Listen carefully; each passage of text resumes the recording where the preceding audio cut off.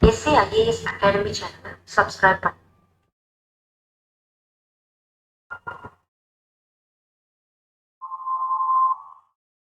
So good evening. இன்னைக்கு நம்ம பார்க்க போகிறது August 13 current affairs along with MCQs பார்க்க போகிறோம். ஓகேங்களா? ஸோ இன்னைக்கு நம்ம பார்க்க போகிற நியூஸ் எல்லாமே வந்து பார்த்தீங்கன்னா 13 ஆகஸ்ட் நியூஸில் வந்தது. எஸ்பெஷலாக வந்து ஹிந்து அண்ட் தினமணி நியூஸ் பேப்பரில் வந்த ஆர்டிகல்ஸ் தான் நம்ம பிக் அவுட் பண்ணியிருக்கோம். ஓகேங்களா? So first news. So first news என்னன்னு பார்த்தீங்க அப்படின்னா it is related to retail inflation சம்பந்தப்பட்டது. ஓகேங்களா? ஸோ இன்ஃப்ளேஷன் அப்படின்னா தமிழ்ல வந்து பணவீக்கம் அப்படின்னு சொல்லுவாங்க. ஓகேங்களா? ரீட்டைல் இன்ஃப்ளேஷன் ஈசஸ் டு 5.6% இன் ஜூலை. இதுதான் நியூஸ். ஸோ ரீட்டைல் இன்ஃப்ளேஷன் அப்படின்னா ரீட்டைல் என்னன்னு பார்த்தீங்கன்னா நம்ம போய் பொருள் வாங்கக்கூடிய இடம் தான் ரீட்டைல். ஓகேங்களா? மார்க்கெட்ல வந்து ரெண்டு மார்க்கெட் இருக்கு. ஒன்று வந்து பார்த்தீங்கன்னா ஹோல்சேல் மார்க்கெட், இன்னொன்று ரீட்டைல் மார்க்கெட். ரீட்டைல் மார்க்கெட் அப்படிங்கிறது வந்து நம்ம வீட்டுக்கு தேவையான அன்றாட பொருட்களை வாங்கக்கூடிய இடம் தான் ரீட்டைல் மார்க்கெட் அப்படின்னு சொல்லுவோம். ஓகேங்களா?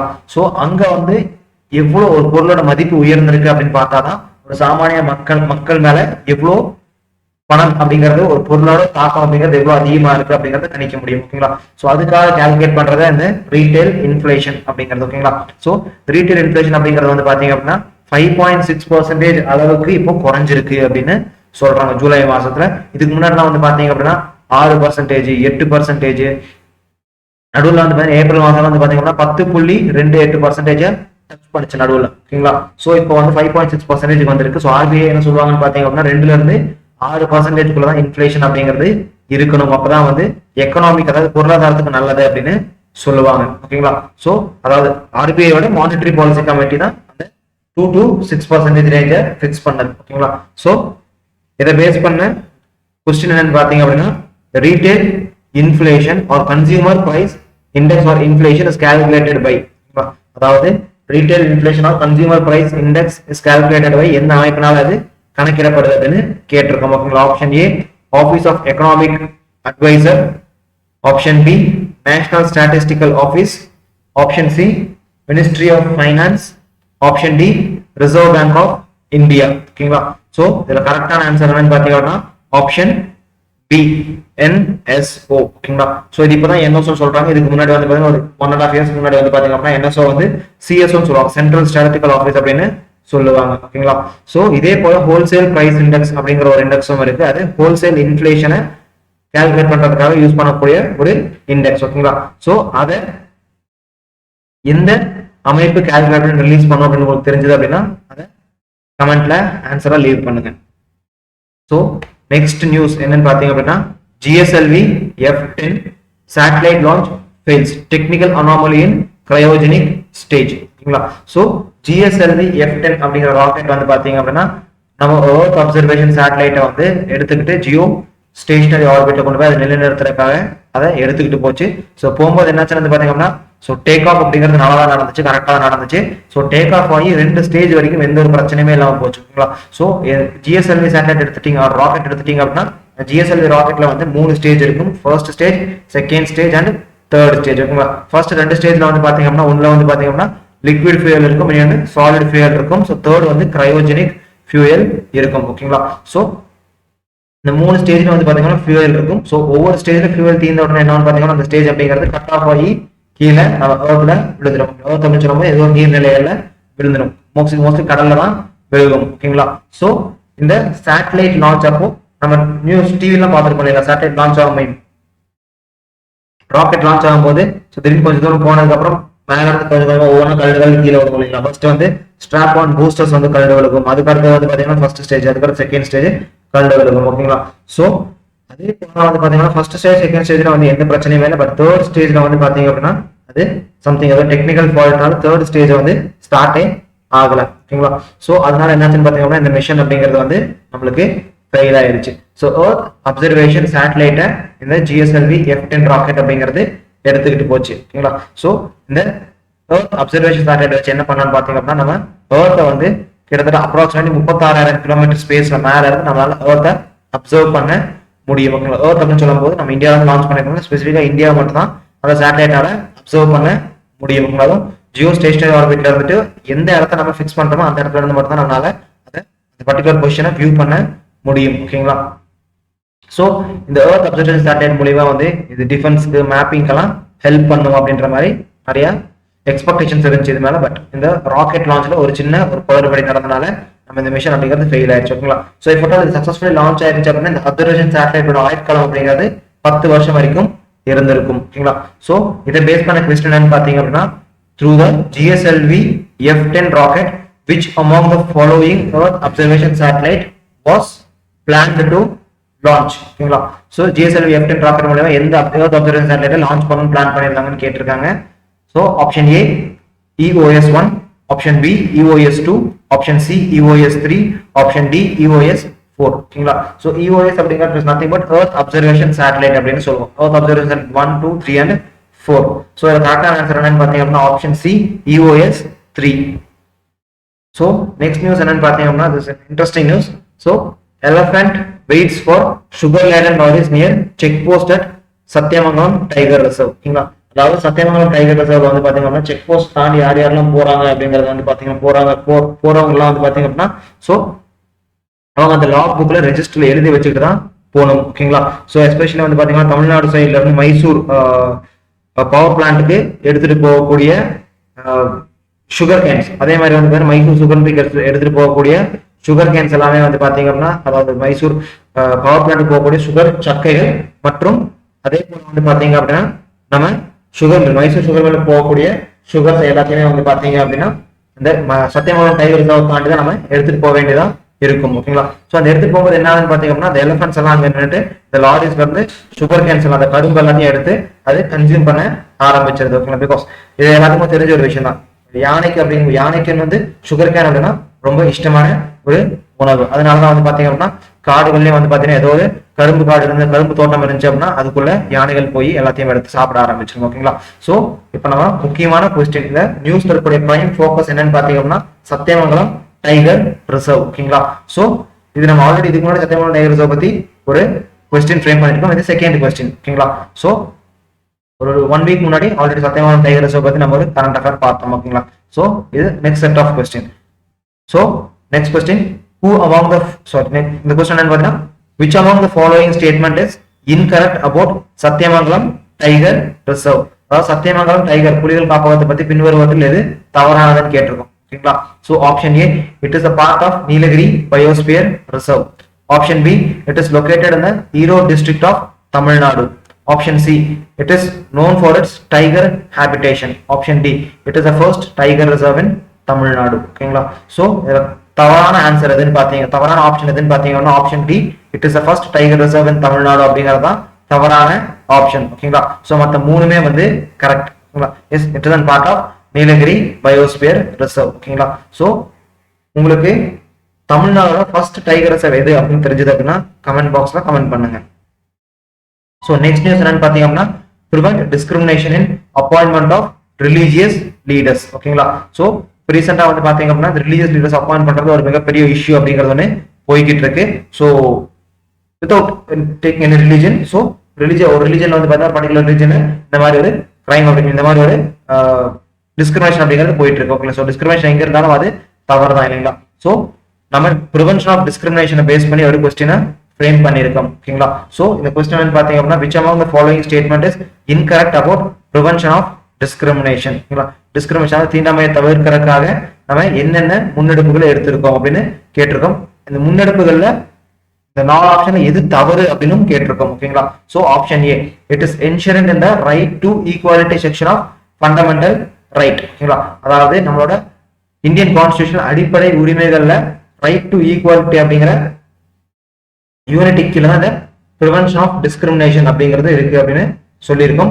ஆப்ஷன் பி என்னன்னு பாத்தீங்க அப்படின்னா it also includes providing reservation to the down Durden people. ஓகேங்களா? ப்ரிவென்ஷன் ஆஃப் டிஸ்கிரிமினேஷன் அப்படிங்கிறது வந்து பாத்தீங்க அப்படின்னா ஏழப்பட்டவங்களுக்கு இல்லாதப்பட்டவங்களுக்கு வந்து பாத்தீங்கன்னா ரிசர்வேஷன் கொடுத்து, அதாவது ஒடுக்குதலுக்கும் அடக்குதலும் உட்பட மக்களுக்கு ரிசர்வேஷன் கொடுக்கறதும் இந்த ப்ரிவென்ஷன் ஆஃப் டிஸ்கிரிமினேஷன்ல சேரும் அப்படின்னு சொல்லியிருக்கோம். ஆப்ஷன் சி என்னன்னு பாத்தீங்க அப்படின்னா right to equality is present in article 15 and 16 only. ஓகேங்களா? சோ சமத்துவ உரிமை அப்படிங்கிறது வந்து ஆர்டிகல் 15 and 16ல மட்டும்தான் இருக்கு அப்படின்னு சொல்லியிருக்கோம். ஆப்ஷன் டி என்னன்னு பாத்தீங்கன்னா article 17 is an absolute fundamental right அப்படின்னு சொல்லியிருக்கோம். ஸோ ஆர்டிகல் 17 அப்படிங்கிறது வந்து பாத்தீங்க அப்படின்னா ஒரு அடிப்படை உரிமை. அந்த அடிப்படை உரிமைக்கு எந்த ஒரு தடையுமே இல்லை, எந்த ஒரு ரீசனபிள் ரெஸ்ட்ரிக்ஷனுமே இல்லை. இது கம்ப்ளீட்லி 100% எக்ஸிக்யூட்டபிள் அப்படின்னு சொல்லியிருக்கோம். ஓகேங்களா. ஸோ இதுல தவறானது எது அப்படின்னு வந்து பாத்தீங்கன்னா ஆப்ஷன் சி. ஓகேங்களா. ஸோ ரைட் டு ஈக்குவாலிட்டி அப்படிங்கிறது ஆர்டிகல் 14 இருந்து 18 வரைக்கும் எக்ஸ்டெண்ட் ஆகும். ஓகேங்களா. ஸோ நம்ம என்ன கொடுத்துருக்கோம் 15 and 16 ஒன்லி அப்படின்னு கொடுத்துருக்கோம் இல்லைங்களா. ஸோ அதுதான் தவறானது. ஸோ நெக்ஸ்ட் நியூஸ் என்னன்னு பாத்தீங்க அப்படின்னா தமிழ்நாடு பட்ஜெட். ஓகேங்களா. ஸோ தமிழ்நாடு கவர்மெண்ட் வந்து அவங்களோட பட்ஜெட்டை தாக்கல் பண்ணியிருக்காங்க. ஸோ இதுக்கு முன்னாடி கவர்மெண்ட் வந்து பாத்தீங்க அப்படின்னா இன்ட்ரீம் பட்ஜெட்டை தாக்கல் பண்ணியிருந்தாங்க, இடைக்கால பட்ஜெட்டை தாக்கல் பண்ணியிருந்தாங்க. ஸோ இந்த இடைக்கால பட்ஜெட் எப்ப தாக்கல் பண்ணுவாங்கன்னு பாத்தீங்க அப்படின்னா இப்போட்டால் ஒரு அரசாங்கத்தோட பதவிக்காலம் முடியக்கூடிய டைம்ல தான் ஒரு இடைக்கால பட்ஜெட்டை தாக்கல் பண்ணுவாங்க. ஓகேங்களா. ஸோ அந்த இடைக்கால பட்ஜெட் வந்து பாத்தீங்கன்னா ஒரு குறுகிய டைம்காக தான் இருக்கும். ஸோ அது முடிச்சதுக்கு அப்புறம் புதுசா இப்போட்டால் அதே ஆட்சி கண்டினியூ ஆகுது, ஏன்னா புது ஆட்சி வருது அப்படிங்கும்போது அவங்க என்ன பண்ணுவாங்க அப்படின்னா அவங்க அந்த ஆட்சியை அமைச்சதுக்கு அப்புறம் ஒரு நிதிநிலை அறிக்கையை தயார் பண்ணுவாங்க, ஒரு பட்ஜெட்டை தயார் பண்ணுவாங்க. ஓகேங்களா. ஸோ அதுதான் தமிழ்நாட்டிலும் நடந்திருக்கு. ஸோ இதை பேஸ் பண்ண கொஸ்டின் பாத்தீங்க அப்படின்னா which among the following article deals with the budget of state government. ஓகேங்களா. So state government, union government பத்தி கேட்கறாங்க, ஸ்டேட் கவர்மெண்ட். ஓகேங்களா. சோ பின்வருவற்றில் எந்த ஆர்டிகல், எந்த சரத்தானது மாநில அரசாங்கத்தின் நிதிநிலை அறிக்கையை சம்பந்தப்பட்டது அப்படின்னு கேட்டிருக்கோம். So option A article 201, option B article 202, option C article 203, option D article 204. ஓகேங்களா. சோ இதுல கரெக்டான ஆன்சர் என்னன்னு பாத்தீங்க அப்படின்னா ஆப்ஷன் பி ஆர்டிகல் 202. ஓகேங்களா. அதே மாதிரி யூனியன் கவர்மெண்டோட பட்ஜெட்டரி ரூல்ஸ் பத்தி எந்த ஆர்டிகல்ல மென்ஷன் பண்ணிருப்பாங்க அப்படிங்கிறது தெரிஞ்சது அப்படின்னா அதை கமெண்ட்ல போஸ்ட் பண்ணுங்க. சோ நெக்ஸ்ட் நியூஸ் என்னன்னு பாத்தீங்க அப்படின்னா Karnataka high court stay verdict on GST relief for race clubs, order allowed levy only on commissions not value of bet அப்படின்னு ஒரு நியூஸ் ஆர்டிகல் ஹிந்துல பப்ளிஷ் ஆயிருச்சு. ஓகேங்களா. சோ இந்த நியூஸ் ஆர்டிகல் வந்து என்ன சொல்லுதுன்னு பாத்தீங்க அப்படின்னா கர்நாடகா ஹைகோர்ட் வந்து பாத்தீங்கன்னா ரீசெண்டா வந்து ஒரு தனிநபர் அமர்வு, ஒரு சிங்கிள் மெம்பர் பெஞ்ச்ல வந்து என்ன பண்ணிருந்தாங்கன்னு பாத்தீங்க அப்படின்னா கர்நாடகா இருக்கக்கூடிய ரேஸ் கிளப்ஸ் எல்லாம் இருக்கும், அதாவது குதிரை பந்தயம் ஆகட்டும், பெட்டிங் கட்டக்கூடிய இடங்கள் இருக்கும் கிளப்ல, அது ரேஸ் கிளப்ல வந்து பெட்டிங் கட்டக்கூடிய இடம் இருக்கு இல்லைங்களா. சோ அந்த மாதிரி வந்து கர்நாடகா அபிஷியலாவே இந்த ரேஸ் கிளப்ஸ் அப்படிங்கிறது அவங்க சட்டம் மூலியமா ரெகுலேட் பண்ணி அமைச்சிருக்காங்க. சோ அதுல வந்து பாத்தீங்கன்னா ஒரு தனிநபர் எவ்வளவு வரைக்கும் பெட் கட்டணும் அப்படிங்கிற மாதிரிலாம் ரூல்ஸ் அதில் ஃப்ரேம் பண்ணிருக்காங்க. ஓகேங்களா. சோ அந்த சிங்கிள் மெம்பர் பெஞ்ச் என்ன பண்ணிருக்காங்க வந்து பாத்தீங்க அப்படின்னா ரேஸ் கிளப்ஸ்க்கும் GST ரிலீஃப் அப்படிங்கிறது இருக்கு. சோ இந்த ரிலீஃப் எப்படின்னு பாத்தீங்க அப்படின்னா அவங்களுக்கு கிடைக்கக்கூடிய கமிஷன்ஸ்ல மட்டும்தான் GST அமௌண்ட்டை நம்ம பே பண்ணணும். பட் அவங்களுக்கு கிடைக்கக்கூடிய ஓவரால் பெட் வேல்யூ நம்ம GST வேல்யூவை ரிவே பண்ணக்கூடாது, அதாவது GST வரி அதில் விதிக்க கூடாது, கமிஷன்ல மட்டும் தான் நம்ம வரியை விதிக்கணும் அப்படின்னு சொல்லியிருந்தாங்க. பட் இப்போ ரீசெண்ட் என்ன ஆச்சு வந்து பாத்தீங்க அப்படின்னா அகைன் மனு தாக்கல் பண்ணி இந்த ஹைகோர்ட்டோட வேர்டிக்டை வந்து அகைன் ஸ்டாப் பண்ணி வச்சிருக்காங்க. ஓகேங்களா. சோ இது வந்து GST இந்த நியூஸ் அப்படிங்கிறது வந்து பெரிய இம்பாக்டை கிரியேட் பண்ணாத நியூஸ். பட் நம்ம வந்து இதுல இருந்து GST ல இருந்து கொஸ்டினை ஃப்ரேம் பண்ணிருக்கோம். ஓகேங்களா. சோ இந்த நியூஸ் சம்பந்தப்பட்ட கொஸ்டின் பாத்தீங்க அப்படின்னா who is the decision making authority in the GST related aspects. ஓகேங்களா. அதாவது GST சரக்கு மற்றும் சேவை வரியை சம்பந்தப்பட்ட முடிவுகளை எந்த ஒரு அத்தாரிட்டி எடுப்பாங்க அப்படின்னு கொஸ்டின்ல கேட்டிருக்கோம். ஓகேங்களா. So option A finance minister, option B NITI Aayog, option C GST council, option D RBI reserve bank of India. இந்த 4 அமைப்புகள்ல எந்த அமைப்பு வந்து GST சம்பந்தப்பட்ட முடிவுகளை எடுப்பாங்க அப்படின்னு கேட்டிருக்கோம். சோ கரெக்டான ஆன்சர் என்னன்னு பாத்தீங்க அப்படின்னா option C GST council. So next news governor in charge of Manipur ஸ்வானன். ஓகேங்களா. சோ அதாவது கவர்னருக்கு மணிப்பூர்ல புதுசா ஒரு கவர்னர் பொறுப்புக்கு ஒரு நபரை வந்து பதவி ஏற்றிருக்காங்க. சோ இதுக்கு முன்னாடி இருந்த மணிப்பூர் கவர்னர் வந்து என்னாச்சுன்னு பாத்தீங்கன்னா அவரு ஆகஸ்ட் 20 அவரோட பதவி காலம் முடியுது. சோ ஆகஸ்ட் 20 வந்து பாத்தீங்க அப்படின்னா அவர் ஆகஸ்ட் 20 அப்புறம் அவரு பர்டிகுலர் ஸ்டேட்ல வந்து கவர்னரா இருக்க முடியாது. சோ அவர் இன்பிட்வீன் என்ன பண்ணிட்டாருன்னு பாத்தீங்க அப்படின்னா அவர் வெக்கேஷன்ல போறேன்னு சொல்லிட்டு போயிட்டாங்க. ஓகேங்களா. சோ அதனால வந்து இப்ப அவசரமா ஒரு கவர்னர் இன்சார்ஜா அப்பாயிண்ட் பண்ணிருக்காங்க. ஓகேங்களா. பொறுப்பு ஆளுநர் அப்படின்னு சொல்லுவாங்க. சோ இப்போ ஒரு நபர் அப்பாயிண்ட் பண்ணிருக்காங்க. அவர் யாருன்னு பாத்தீங்க அப்படின்னா ஆல்ரெடி சிக்கிமோட கவர்னரா இருந்தவர் தான் இப்ப மணிப்பூருக்கு பொறுப்பு, அடிஷனல் பொறுப்பு வகிக்கிறாரு கவர்னரா. ஓகேங்களா. சோ இதை பேஸ் பண்ண கொஸ்டின் பாத்தீங்க அப்படின்னா which among the following statement is incorrect about governor appointment. ஓகேங்களா. சோ கவர்னர் அப்பாயின்மெண்ட் பொறுத்த வரைக்கும் எது தவறானது, பின்வருவற்றில் எது தவறானது அப்படின்னு கேட்டிருக்கோம் ஆளுநர் அப்பாயின்மெண்ட்ல. So option A minimum age to be appointed as a governor must be 35 years. ஓகேங்களா, அதாவது ஒரு நபரை வந்து கவர்னரா அப்பாயிண்ட் பண்ணோம் அப்படின்னா அவரோட குறைஞ்சபட்சம் வயசு அப்படிங்கிறது வந்து பாத்தீங்கன்னா 35 வருஷமா இருக்கணும். அவரோட வயசு 35 வயசுக்கு மினிமம் 35 வயசா இருக்கணும் அப்படின்னு சொல்லியிருக்கோம். ஆப்ஷன் பி அப்படின்றது வந்து பாத்தீங்கன்னா governor must be citizen of India அப்படின்னு சொல்லியிருக்கோம். அவர் இந்தியாவோட குடிமகனா இருந்தா மட்டும்தான் அந்த நபரை நம்ம கவர்னரா அப்பாயிண்ட் பண்ண முடியும் அப்படின்னு சொல்லியிருக்கோம். ஆப்ஷன் சி என்னன்னு பாத்தீங்க அப்படின்னா Constitution specifies that governor should not be a native resident of that particular state. ஓகேங்களா, சோ அதாவது வந்து பாத்தீங்க அப்படின்னா ஒரு மாநிலத்தோட கவர்னர் நம்ம அப்பாயிண்ட் பண்றோம் அப்படின்னா இந்த மாநில கவர்னர் வந்து பாத்தீங்க அப்படின்னா அந்த பர்டிகுலர் ஸ்டேட்டோட ரெசிடென்டா இருக்கக்கூடாது. ஓகேங்களா, சோ அந்த பர்டிகுலர் ஸ்டேட்ல வசிக்கக்கூடிய ஒரு நபரா இருக்கக்கூடாது. இது வந்து கான்ஸ்டிடியூஷன் ஸ்பெசிஃபை பண்ணதை நம்ம சொல்லியிருக்கோம். ஓகேங்களா, ஆப்ஷன் டி என்னன்னு பாத்தீங்க அப்படின்னா he discharges his duty in the pleasure of president. ஓகேங்களா, சோ அவர் வந்து பிரசிடென்டோட வெறுப்புக்கு ஏற்பட்டுதான் அவரோட பதவியை அவரோட செயல்களை செய்யணும். ஓகேங்களா, இப்ப பிரசிடென்ட் பிடிக்கல அப்படின்னா எந்த நேரம் வேணா அந்த பர்டிகுலர் கவர்னர் அப்படிங்கிற நபரை வந்து அவரு பதவியில இருந்து தூக்கலாம். ஓகேங்களா, சோ இதுல 3 ஸ்டேட்மெண்ட் கரெக்ட், ஒரே ஒரு ஸ்டேட்மெண்ட் தான் இன்கரெக்ட். அந்த எந்த ஸ்டேட்மெண்ட் பாத்தீங்க அப்படின்னா ஆப்ஷன் சி இதுதான் இன்கரெக்ட். ஓகேங்களா, சோ ஆக்சுவலி வந்து கவர்னர் அப்படிங்கிறவங்க வந்து பாத்தீங்கன்னா அது நேட்டிவா இருக்கக்கூடாது. இது வந்து கான்ஸ்டிடியூஷன் ஸ்பெசிஃபை பண்ணல, இது வந்து ஒரு கன்வென்ஷன். ஓகேங்களா, சோ ஒரு நடைமுறையில நம்ம பிராக்டிஸ் பண்ணிட்டு இருக்கக்கூடிய ஒரு விஷயம். பட் இந்த விஷயம் இந்த பர்டிகுலர் ஸ்டேட்மெண்ட் அப்படிங்கிறது கான்ஸ்டிடியூஷன்ல மென்ஷன் பண்ணப்படல. Option A and option B மட்டும்தான் கவர்னருக்கான குவாலிஃபிகேஷன் கான்ஸ்டிடியூஷன்ல மென்ஷன் பண்ணப்பட்டிருக்கு. ஓகேங்களா, சோ வேற எதுவுமே கான்ஸ்டிடியூஷன்ல மென்ஷன் பண்ணப்படல.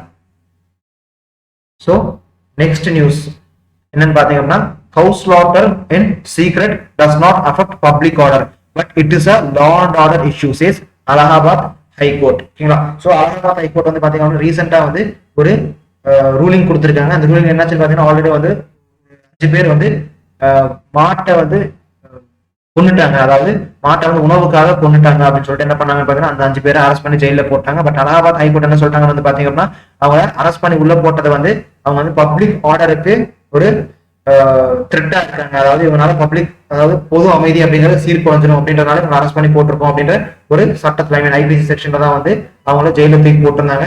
பட் கோர்ட் என்ன சொல்லியிருக்காங்கன்னு பாத்தீங்க அப்படின்னா இவங்களை வந்து லா அண்ட் ஆர்டர் இஷ்யூல வேணா நீங்க ஜெயில போடலாம், பட் பப்ளிக் ஆர்டர் இஷ்யூல அவங்கள உள்ள போட முடியாது. ஏன் லா அண்ட் ஆர்டர் இஷ்யூல உள்ள போடலாம்னு பாத்தீங்க அப்படின்னா ஆல்ரெடி உத்தரப்பிரதேஷ்ல வந்து பாத்தீங்கன்னா prevention of Kaur slaughtering act அப்படிங்கிற ஒரு ஆக்ட் இருக்கு. அந்த மாநிலத்துக்கு மட்டுமே இயற்றப்பட்ட ஒரு சட்டம் அப்படிங்கிறது இருக்கு. ஓகேங்களா, சோ அந்த சட்டத்தை அவங்க வயலேட் பண்ணிட்டாங்க அப்படின்னா அவங்க மேல லா அண்ட் ஆர்டர் இஷ்யூ போடலாம். பிகாஸ் அந்த வயலேட் பண்றது வந்து பாத்தீங்க அப்படின்னா இட்ஸ் அன் கிரிமினல் ஆக்ட் அப்படின்னு அந்த சட்டத்திலே பிரிவென்ஷன் ஆஃப் கவு ஸ்லாட்டரிங் ஆக்ட்லயே வந்து மென்ஷன் பண்ணியிருக்காங்க. அதாவது பசுவதை சட்டத்திலேயே வந்து அதை மென்ஷன் பண்ணி இருக்காங்க. ஓகேங்களா, சோ அதை வந்து law and order issue create பண்ணுமே ஒழிய பப்ளிக் ஆர்டர் அது எந்த ஒரு பாதிப்புமே ஏற்படுத்தாது அப்படின்னு அலகாபாத் ஹைகோர்ட் வேர்டிக்ட் கொடுத்திருக்காங்க. ஓகேங்களா, சோ இது வந்து பாத்தீங்க அப்படின்னா அகைன் உத்தரப்பிரதேஷ் கவர்மெண்ட் நாங்க இது வந்து ஃபர்தர் அப்பீலுக்கு போக போறோம் அப்படின்ற மாதிரி சொல்லியிருக்காங்க.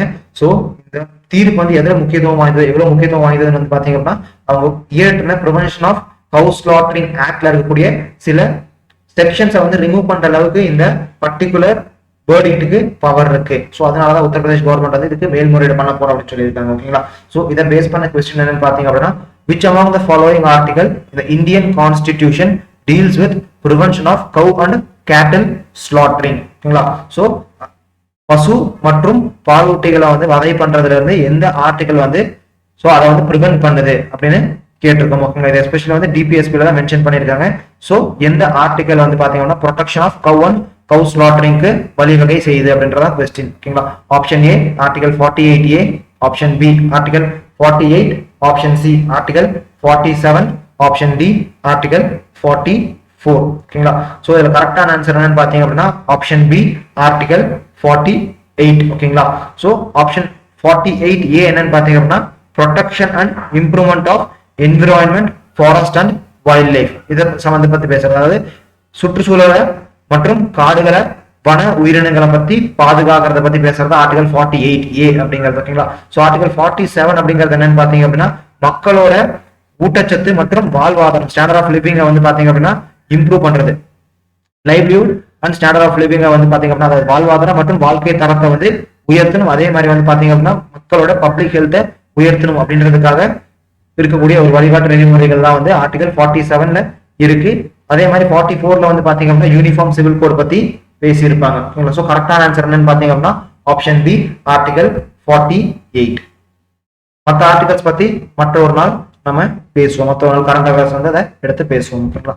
ஸோ நெக்ஸ்ட் நியூஸ் என்னன்னு பாத்தீங்க அப்படின்னா, Quad officials discuss holding leaders summit. Ministry of External Affairs decline to comment on date. ஓகேங்களா? ஸோ அதாவது என்னன்னு பாத்தீங்க அப்படின்னா, Quad அப்படிங்கிறது ஒரு கூட்டமைப்பு. ஓகேங்களா? ஒரு சொட்டு நாடுகள் சேர்ந்த ஒரு கூட்டமைப்பு. இதை பேஸ் பண்ண ஒரு கொஸ்டின் ஃப்ரேம் பண்ணிருக்கோம். கொஸ்டினை பார்த்துட்டு அதுக்கப்புறம் குவாட பத்தி பார்ப்போம். ஓகேங்களா? ஸோ குவாட் அப்படிங்கிறது ஒரு குறிப்பிட்ட நாடுகளோட கூட்டமைப்பு. ஸோ அது என்ன பண்ணிருக்காங்கன்னு பாத்தீங்க அப்படின்னா, ஓகே ஸோ நம்ம இப்போ குவாட் லீடர்ஸோட மீட்டிங் கண்டக்ட் பண்ணி கொஞ்ச நாள் ஆச்சு. ஸோ நம்ம இது ஒரு டைம் பிரேக் ஆயிடுச்சு. ஸோ நம்ம குவாட் அமைப்புகளின் லீடர்ஸோட மீட்டிங்கை நம்ம ஷெட்யூல் பண்ணுவோம் அப்படின்னு ஒரு பேஜ் அடிபடிச்சு. ஓகேங்களா? பட் இந்தியாவோட மினிஸ்ட்ரி ஆஃப் எக்ஸ்டர்னல் அஃபேர்ஸ் அப்படிங்கிறவங்க அந்த மீட்டிங்ல பார்ட்டிசிபேட் பண்ணியிருந்தாங்க. பட் அவங்க என்ன பண்ணிட்டாங்கன்னு பாத்தீங்கன்னா, எங்களால் இப்போதைக்கு டேட் சொல்ல முடியாது. பிகாஸ் வந்து பாத்தீங்க அப்படின்னா இந்தியாவில வந்து பார்லிமெண்ட் அப்படிங்கிற செஷன் போய்கிட்டு இருந்துச்சு. ஸோ அந்த மீட்டிங் நடந்தபோது பார்லிமெண்ட் செஷன் போய்கிட்டு இருந்துச்சு.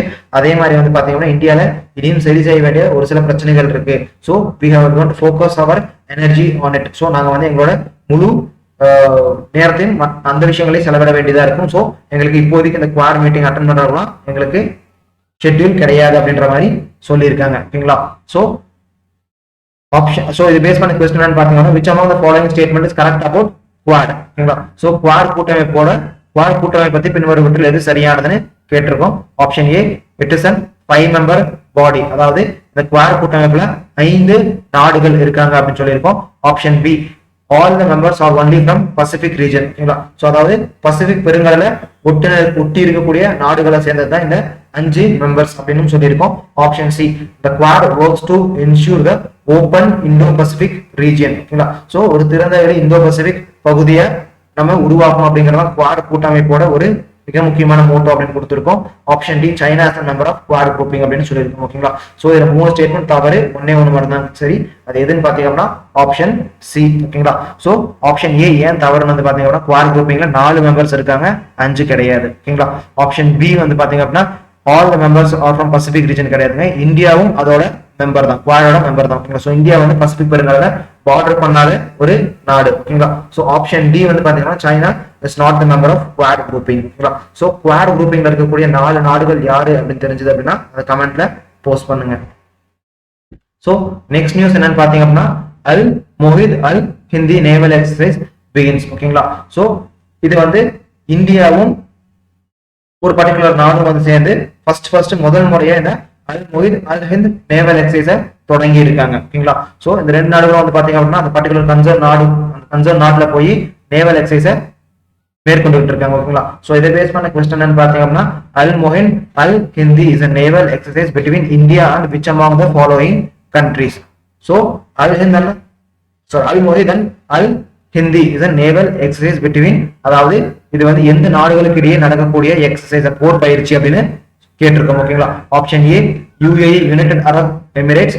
Option B, Saudi Arabia. Option C, Yemen. Option D, Oman. ஓகேங்களா? ஸோ கரெக்டான ஆன்சர் என்னன்னு பாத்தீங்கன்னா சவுதி அரேபியா.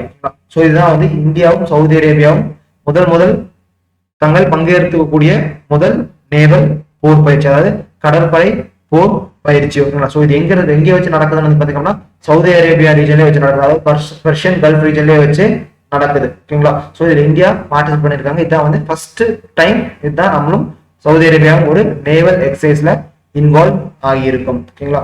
ஸோ இன்னைக்கான கரண்ட் அஃபேர்ஸ் அப்படிங்கிறது முடிஞ்சிச்சு. ஸோ நாளைக்கு next set of current affairs and MCQஸோட மீட் பண்ணுவோம். தேங்க்யூ.